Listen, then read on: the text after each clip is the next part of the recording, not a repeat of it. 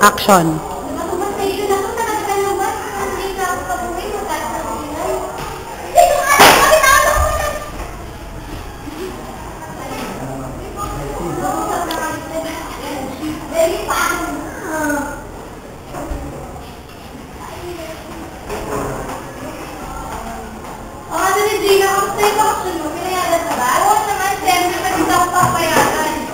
Alam mo ba, napapansin ko, sabay si Tony sa Ben, kay Aida. Sabagay, bata pa naman din si Ben, hindi niya pa alam kung ano yung mga nangyayari.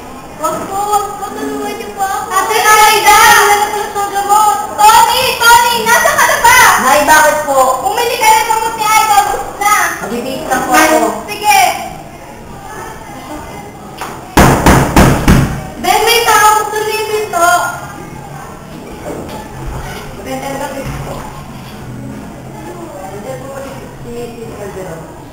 Tia.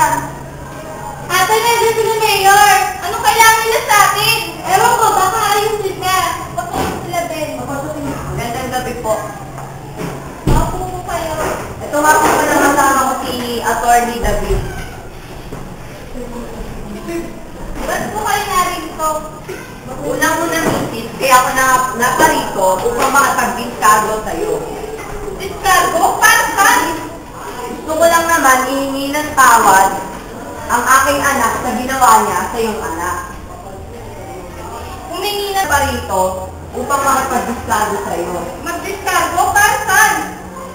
Upang ihingi ng tawad ang ginawa ng aking anak sa iyong anak. Ganun lang ba yun? Humingi ng tawad, humingi ng discargo para sa mga nangyari sa aking anak? Kaya nga misis, para matapos na ang gulo at hindi na ito dumating sa korte, ito ang solusyon ko.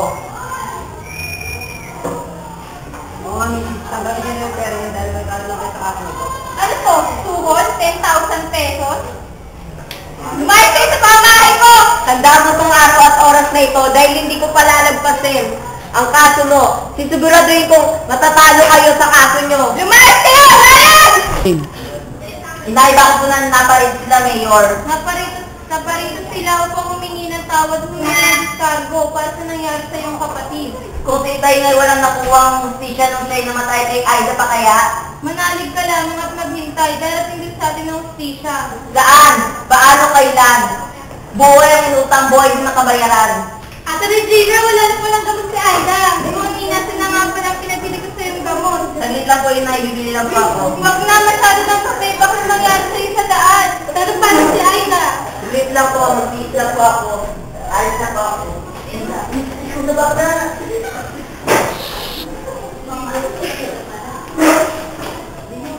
Tia, si Kuya Tony nasa na. Umalis na si Tony para bumili ng gamot ni Aida. Hala, may baril siyang dala. Bakit tumili ng baril? Papatayin na yata yung anak ni Mayor. Bakit hindi mo sinabi na dala? Ate Regina, anong nangyari? Bakit? Umalis na si Tony na may dalang baril. Bakit tayo ng anak ni Mayor? Ano ba? Hindi niyo kagad sinabi sa akin?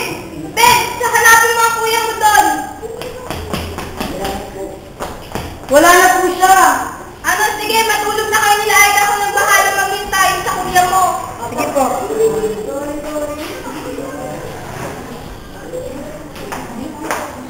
Ano na kaya yun? Game! Inay, gising niyo po sila, Tia Ana. Anong nangyari? Pinatay ko siya. Ano? Pinatay ko siya. Inay, ano nangyayari dito? Itingin mo si Tia Ana at si Ben. Tia Ana, Kuya Ben!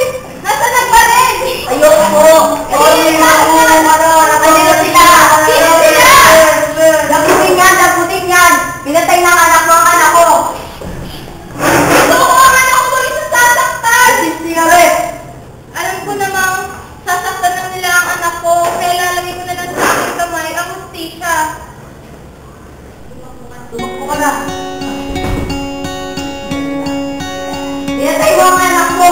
Paritay. Nabuting yan. Oo, pinatay ko ang anak ko. My tears run down like razor blades. And no, I'm not the one to blame. It's you, or is it me? And all the words we never say come out, and now we're all ashamed. And there's no sense in playing games when you've done all you can do. it's over, it's over. Why is it over? We had the chance to